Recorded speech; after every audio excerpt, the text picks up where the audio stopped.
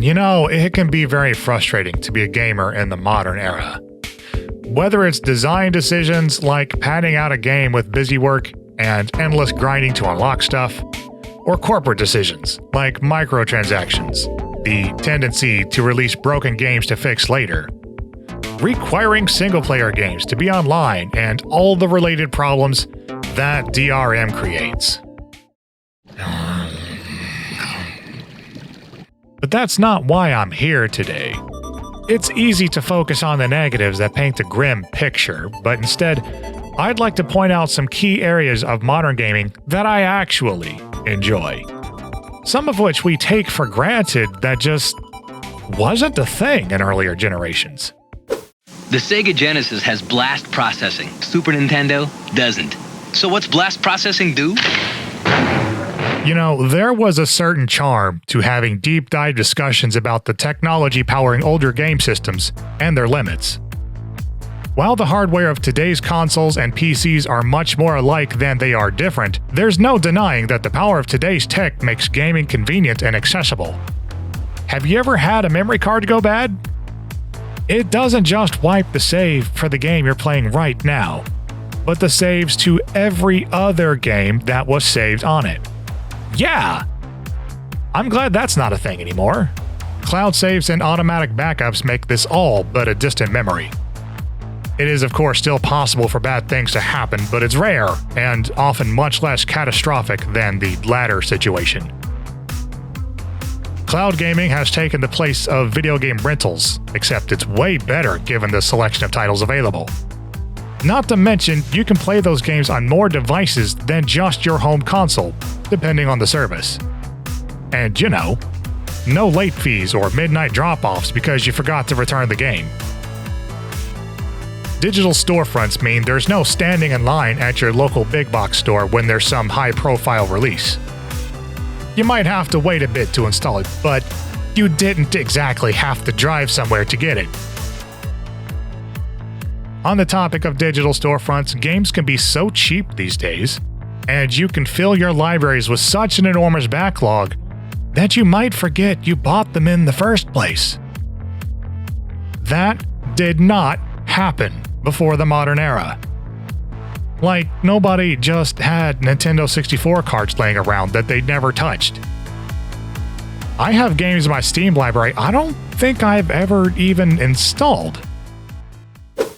I'm the new Turbo Touch 360 controller from Triax. I'm the ordinary video game controller. I have action buttons and multifunction turbo. So do I. I have a touch sensor for movement in any direction. I have a rocker switch for up, down, left, right movement. I can easily move diagonally and in a circle. That's tough for me. I can move objects on the screen as fast as I can move my finger. I can't. I'm guaranteed for longer play. Back in the day, when you bought a second controller, it was usually some kind of third-party junk that probably didn't work right, and you really only used it to give to a family member or your friends.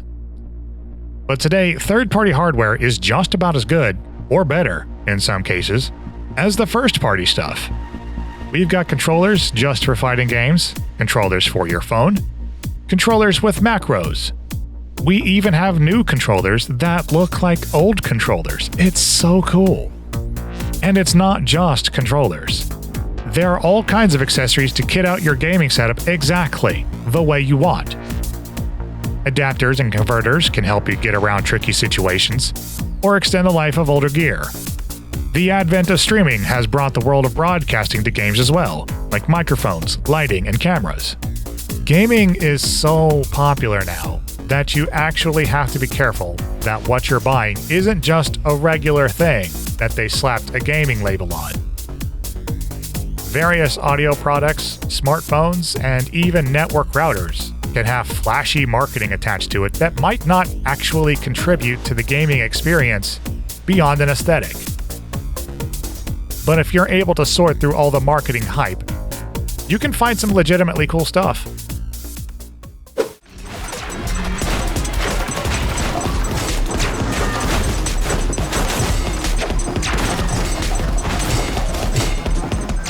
The landscape of big budget titles can seem like there aren't a lot of new ideas floating around. Tried and true formulas are clearly favored over experimenting with something different. That's where indie gaming comes in. This is where you can find a fresh take on old genres, where you can find small, self-contained experiences that don't require dozens of hours to complete. Even if all you want to do is be a literal goat or meme about Shrek chasing you around a swamp, have at it. And it really shows when a small developer pours their entire heart and soul into a project. That is still possible at a bigger scale, but it's so much more evident coming from an indie developer that possesses both a vision and total creative control. As compared to earlier years, indie games were much more difficult to develop and distribute, often requiring a licensing process or partnering with a larger company. For example, I don't know if Yacht Club could have existed in the 90s, as wonderful as their work is, but it's clear that in today's world, the barrier to entry is so much lower than it used to be. And that's a good thing for everyone.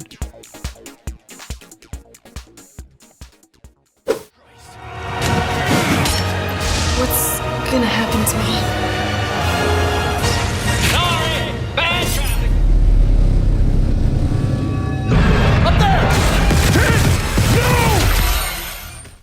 Okay, so I need to qualify this point by adding remakes and remasters when they're done correctly. We've all seen examples of lazy, poorly done conversions and slapdash attempts at bringing back older games.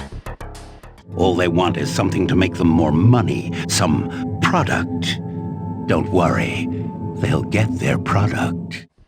But when it's done right, and the source material is treated with respect, we can fall in love with the game all over again.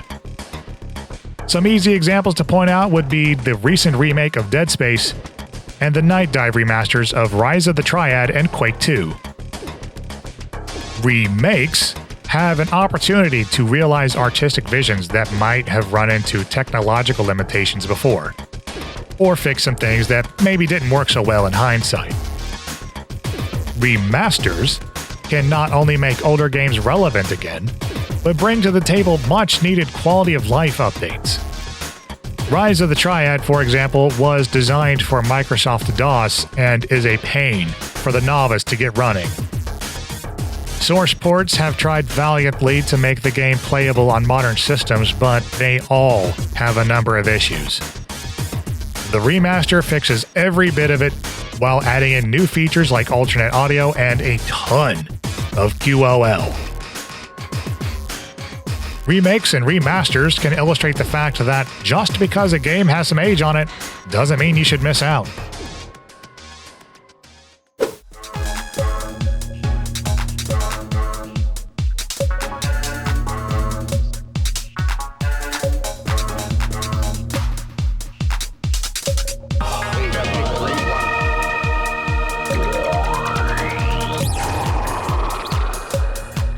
Speaking of revisiting older games, if you want to go all the way back, retro gaming is more accessible than it has ever been thanks to emulation. Nearly anything can run on almost everything. As devices become more powerful and emulation matures, even recent generations of gaming are in reach. You don't need much to get started either. Smartphones are plenty powerful these days, and if you're willing to tinker a bit, emulation is possible on modern consoles and open platforms like the Raspberry Pi. Even an older PC can do quite a lot. Thanks to the efforts of modders and hackers, these older games can look and play better than they did at release, with the help of things like texture packs and ROM hacks. Doom 32X was the tragic result of tight deadlines, a small team, and unfamiliar hardware.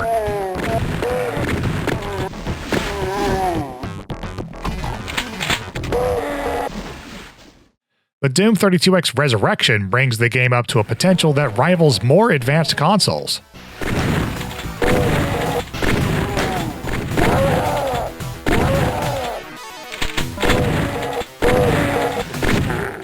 Emulation also gives us improvements we never had, like saving anywhere you want, or rewinding a mistake. Suddenly, Battletoads isn't so impossible anymore.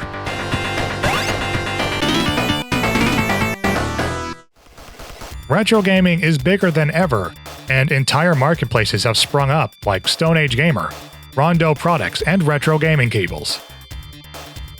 Thanks to shops like these and the manufacturers that make the stuff that fill their digital shelves, you can spruce up old hardware or add new functionality. It is so much easier to enjoy the games you've missed out on because of when you were born, or the hardware you were stuck with when you were younger. No matter your fancy, retro gaming in the modern age is just a few clicks away. So there you have it. These are just some things about the modern gaming era that I think are actually kind of nice.